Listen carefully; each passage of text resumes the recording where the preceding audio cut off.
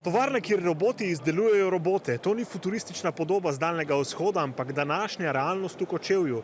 Zato je povsem običajno, da so robotske roke sodelovale tudi pri slovesnem rezanju traku. 3, 2, 1, Yaskawa!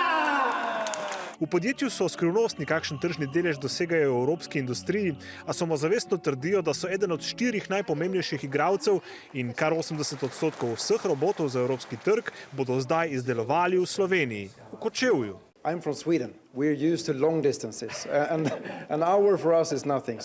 So in this case, not a big problem for us, no. Pomembnejša jim je bližina koprskega pristanišča in še bolj talentirani kadri. Aktualna lokacija jim hkrati omogoča načrtovanje nadaljnjega razvoja. Nekaj sredstev za širitev je zagotovila tudi država. Jaz sem vesel tudi, da je Ministrstvo za gospodarstvo, ki so ga vodili moji predhodniki, našel to pravo iniciativo in dalo tudi podporo ustanovitvi oziroma širitvi podjetja.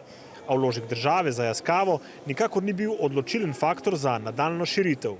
V tem primeru, zdaj, ko smo delali 32 milijonsko investicijo, smo ponovno testirali možnosti in smo ugotovili, da je zakonodaja ostala daleč za trenutnimi razmerami. Za 32 milijonsko naložbo so od Spirita počrpali približno 800 000 evrov subvencije, z odprtimi rokami jih je sprejela lokalna skupnost. Mogoče Kočevje v prihodnosti ne bo več poznalo zgolj po kočevskih medvedih in gozdovih, ampak tudi po kočevskih robotih?